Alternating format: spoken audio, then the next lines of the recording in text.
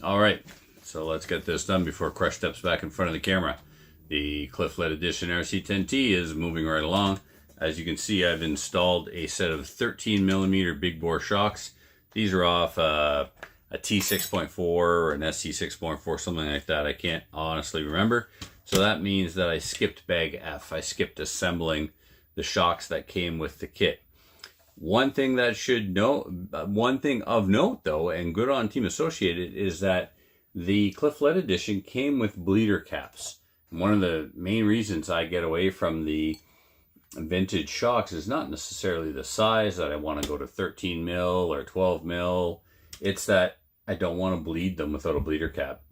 A bleeder cap makes bleeding and setting up shocks so much easier. But considering this is eventually going to be turned into a factory team RC10T, I already had the shocks. I thought I would just go ahead and install them right off the bat. Would you please come over here? Hi.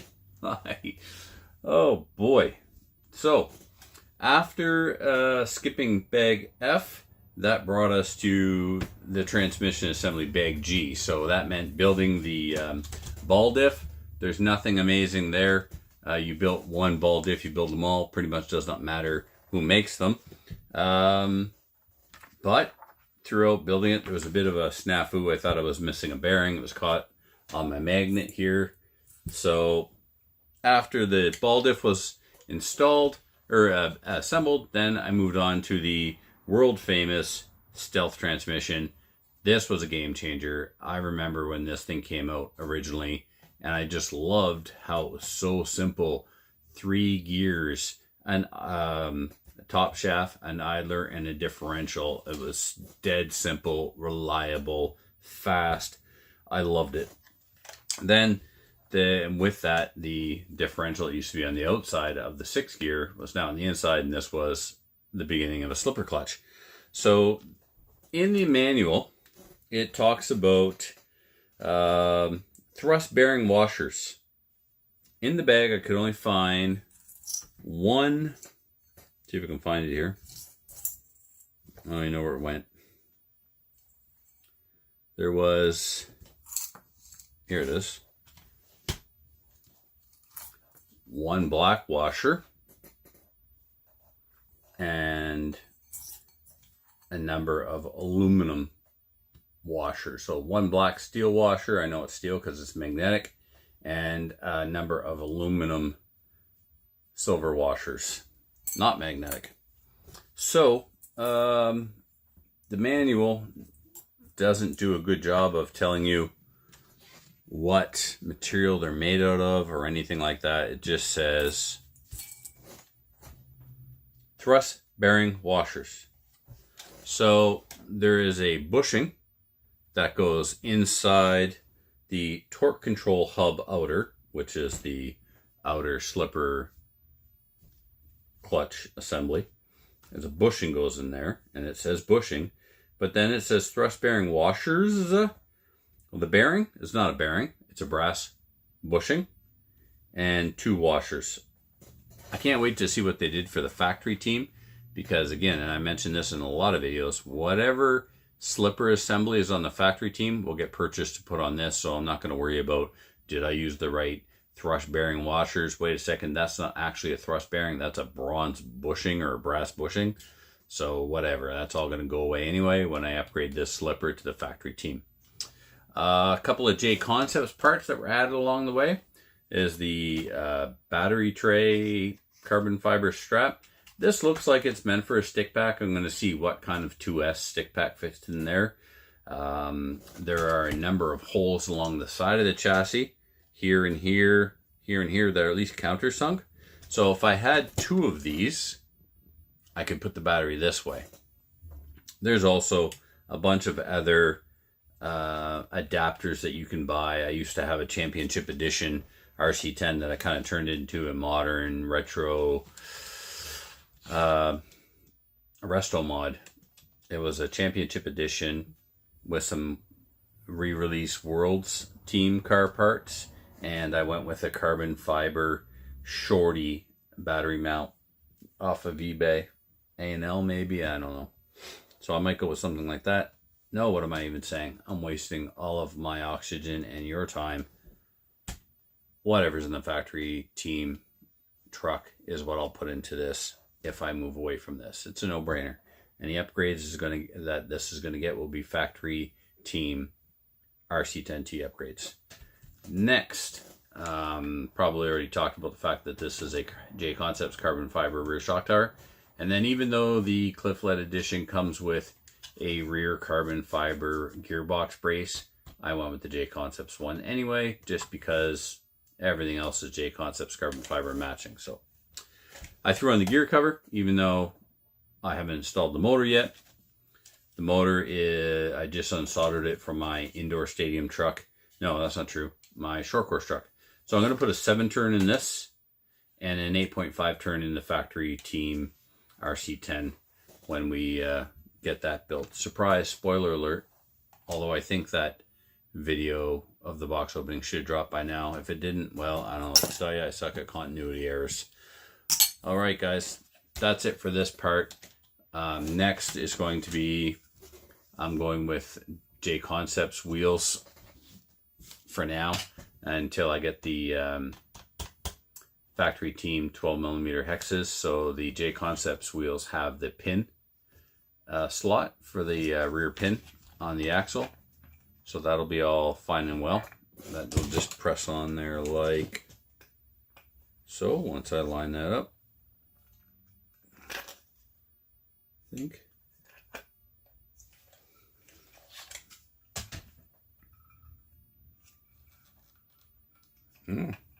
It certainly fits really well, as you can see. I'm not fighting with it at all. I love that for me. And then the front ones are the ball bearing, because we've got inline kingpins going through the axle itself instead of trailing. So I will try both. I'll put the trailing axles on there with the 12mm hex conversion when it becomes available, and then I'll be able to actually go to the track and see which one I prefer. The bearings in the wheel and the straight axle, or the kingpin through the axle, if I like how that steers, or do I like the trailing axle? We'll see. I'll be able to test both and go from there. Tires. So for us, whole shots is always the answer. Anything else is you wasting money to experiment with asking a question that we already have the answer to. The question is what tire works on our track. The answer is whole shot. But please, by all means, continue to experiment. In case you do find something that's better, we'll copy you. In the meantime, you can spend the money on research and development. The rest of us will stick with what we know that works, is the whole shot. Up front, we got carvers. I would have liked green. They didn't have green. All they had was blue. I don't think it's going to matter all that much. So J Concepts rubber up front, because I don't think Proline makes a rib tire for the front of a stadium anymore. And whole shot M3s for the back. They wear out fast though. I know they used to wear out fast on my T6. Maybe I was too much wheel spin. I don't know. We'll see how they last on this, but that's what I'm going with. So when we come back, I should have a roller. I should have wheels and tires, electronics, motor, program, the whole 9 yards. And then I've got to get the body cut out and shipped off to a painter, which really sucks. I could just paint it white so I could run it. And if I can find one in stock that I can get here fast enough, or if I can drop ship one to him, I might drop ship one to him. Yeah, because I want my race scheme on this, but that's going to really slow down when I can use it. I'm missing all the race dates anyway, so it is what it is. Until the next step, we'll be right back. So this is almost the conclusion. We're waiting for the body to come back from the painters, and that's it. Let's talk about the final steps in the manual. We went from bag H all the way to bag I, and let's have a look at what that looks like here. In the back, I installed a Hobbywing 7.5 turn motor. Hopefully that's not going to be too much for this truck. Then we went with a Hobbywing 120 10BL or 10BL 120. It's the only electronic speed control I use in my 110 scale kits. Yeah, I'm just too cheap to buy the higher end, more programmable Hobbywing speed controls. It's 120 amps. It's never let me down. It is somewhat programmable with a programming card and it's good enough. I don't know what I'm missing out on, so that's fine. J Concepts battery brace with some thumb nuts. We went with a Redline 2S stick pack with 6,000 milliamps.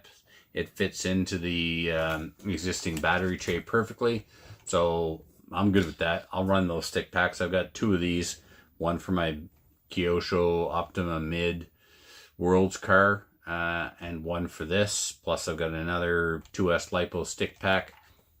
Went with a Futaba wireless antenna receiver and a Protec servo for the steering. That rounds out the electronics. Wheels and tires.